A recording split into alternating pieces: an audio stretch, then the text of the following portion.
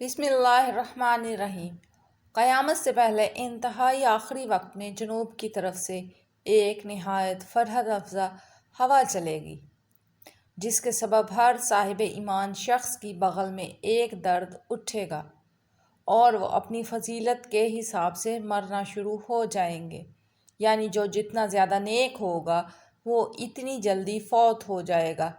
جب تمام اہل ایمان اس دنیا سے ختم ہو جائیں گے تو اس وقت دنیا پر حبشہ والوں کا غلبہ ہو جائے گا اور پوری دنیا پر انہی کی حکومت ہوگی۔ صحیح بخاری و مسلم میں روایت ہے کہ حبشہ والوں کی جب حکومت آئے گی تو وہ خانہ کعبہ کو گرا دیں گے، حج موقوف ہو جائے گا۔ اس وقت قرآن مجید فرقان حمید دلوں، زبانوں اور کاغذوں سے اٹھا لیا جائے گا۔ خدا ترسی، حق شناسی، خوف آخرت لوگوں کے دلوں سے ختم ہو جائے گا اور شرم و حیا جاتی رہے گی۔ لوگ راستوں پر گدھوں اور کتوں کی طرح زنا کریں گے۔ اس وقت حکام کا ظلم اور ان کی جہالت، رعایا کی ایک دوسرے پر دست درازی بڑھ جائے گی۔ پھر دیہات ویران ہو جائیں گے، بڑے بڑے قصبے گاؤں کی طرح اور بڑے بڑے شہر معمولی قصبوں کی طرح ہو جائیں گے۔ قحط، وبا، غارت گری کی آفتیں ایک کے بعد ایک نازل ہوں گی۔ اس وقت میں جماعی یعنی کہ جسمانی تعلق بہت زیادہ قائم ہوگا، لیکن اس کے مقابلے میں اولاد پیدا ہونے کی شرح انتہائی کم ہوگی۔ جہالت اتنی زیادہ ہو جائے گی کہ کوئی شخص اللہ کا نام لینے والا نہیں ہوگا، یعنی کسی شخص کی زبان پر لفظ اللہ ہی نہیں ہوگا۔ پوری دنیا میں فتنے بڑھ جائیں گے اور لوگ آفتوں سے تنگ آ کر اپنے اہل و عیال کے ساتھ شام کی طرف چلنے لگیں گے۔ اسی دوران جنوب سے ایک آگ نمودار ہوگی اور لوگوں کی طرف بڑھنا شروع ہو جائے گی۔ لوگ اس آگ سے خوف کھا کر بے تحاشا بھاگیں گے۔ بھاگنے والے لوگ دوپہر کو تھک جائیں گے اور اپنی عاجزی کا اظہار کر دیں گے تو یہ آگ بھی ٹھہر جائے گی، جس کے بعد یہ لوگ آرام کریں گے۔ صبح ہوتے ہی آگ پھر ان کا پیچھا کرے گی، انسان اس سے بھاگیں گے۔ یہ آگ انہیں اسی طرح پیچھا کرتے کرتے ملک شام تک پہنچا دے گی اور پھر غائب ہو جائے گی۔ جب آگ غائب ہوگی تو بعض لوگ اپنے اپنے وطن کی طرف واپس لوٹ جائیں گے، لیکن بہت سے لوگ شام میں ہی موجود رہیں گے۔ قیامت کے قریب جب سورج مغرب سے طلوع ہوگا تو شیطان یہ منظر دیکھ کر کہے گا کہ ہائے میری ہلاکت۔ شیطان کے چیلے یہ منظر دیکھ کر کہیں گے کہ ہم نے آج تک آپ کو اس حالت میں نہیں دیکھا۔ وہ کہے گا بالآخر سورج مغرب سے طلوع ہو گیا، یہ میری موت کی نشانی ہے۔ اس کے بعد لوگ 3 یا 4 سال تک غفلت میں پڑے رہیں گے اور دنیاوی نعمتیں، دولت اور شہوت رانی بکثرت ہو جائے گی۔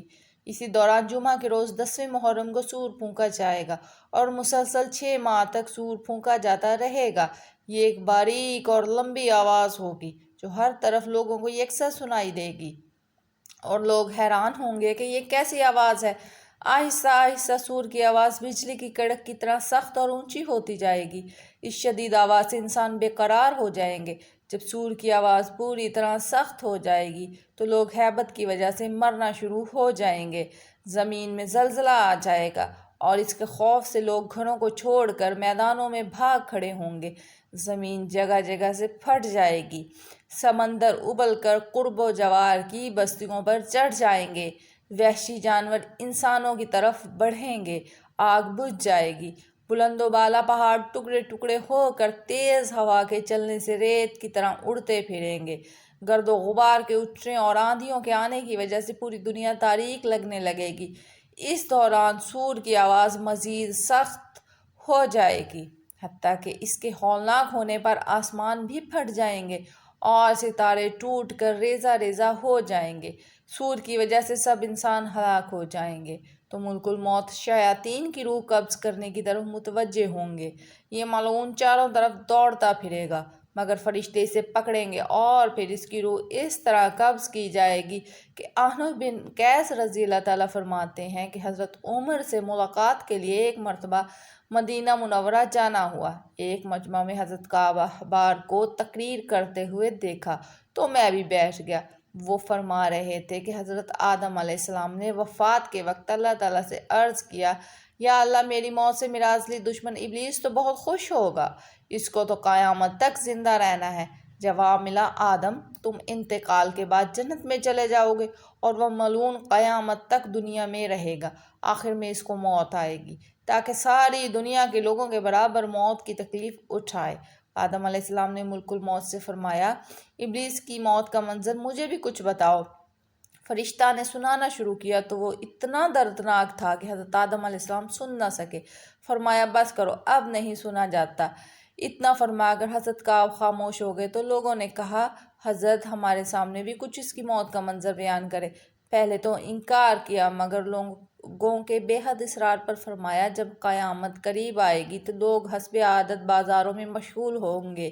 اچانک ایک زوردار دھماکہ ہوگا جس سے بہت سے لوگ بے ہوش ہو جائیں گے۔ اللہ تعالیٰ ملک الموت سے فرمائیں گے، میں نے سب سے زیادہ تمہارے مددگار و معاون بنائے اور تم کو ان سب کے برابر قوت دی۔ میرے غصہ اور غضب کا لباس پہن کر جاؤ اور ابلیس ملعون کی روح قبض کرو اور اس کے ساتھ تمام انسانوں اور جنوں سے زیادہ سختی کرنا، اور مالک دروغہ جہنم سے کہو کہ جہنم کے دروازے کھول دیے جائیں۔ ملک الموت غیظ و غضب سے بھرے بہت سے فرشتوں کے ساتھ دنیا میں اسی طرح آئیں گے کہ آسمان و زمین والے دیکھ لیں تو کانپ کے مارے پگھل جائیں۔ ابلیس کے پاس پہنچ کر بہت زور سے ٹانٹ پلائیں گے جس سے ابلیس پوری طرح دھاڑیں مار مار کر چیخے گا۔ اگر دنیا والے اس کی آواز سن لیں تو بے ہوش ہو جائیں۔ ملک الموت ابلیس سے کہیں گے، خبیث، تو نے بہت طویل عمر پائی اور بے شمار انسانوں کو گمراہ کیا، اور جو تیرے ساتھ جہنم میں جائیں گے، آج ان سب کے برابر تجھے موت کا مزہ چکھاؤں گا۔ تیری مہلت اور ڈھیل کا وقت ختم ہو گیا، اب تو موت سے بھاگ نہیں سکتا۔ ابلیس گھبرا کر مشرق کی جانب بھاگے گا تو کبھی مغرب کی جانب، لیکن ہر طرف اپنے سامنے ملک الموت کو ہی پائے گا۔ سمندر میں گھسنے کی کوشش کرے گا تو سمندر نکال پھینکے گا۔ آدم علیہ السلام کی قبر کے پاس کھڑا ہو کر کہے گا، اے آدم، تمہاری وجہ سے میں ملعون و مردود بنا، کاش کہ تم پیدا ہی نہ ہوتے۔ پھر ملک الموت سے کہے گا، کتنی سختی اور تکلیف کے ساتھ میری جان نکالو گے؟ فرمائیں گے، جتنے لوگ جہنم میں ہیں ان سب کی موت سے کہیں زیادہ تکلیف اور سختی کے ساتھ۔ یہ سن کر تڑپنے لگے گا اور چیختا چلاتا ادھر ادھر بھاگے گا، اور جہاں موت آنی ہے وہاں گر جائے گا، اور وہ جگہ آگ کے انگارے کی طرح سرخ ہوگی، اور وہاں جہنم کی سنڈاسیاں لگی ہوں گی۔ ان سنڈاسیوں سے تڑپتا تڑپتا اس کی جان پھر نکل جائے گی۔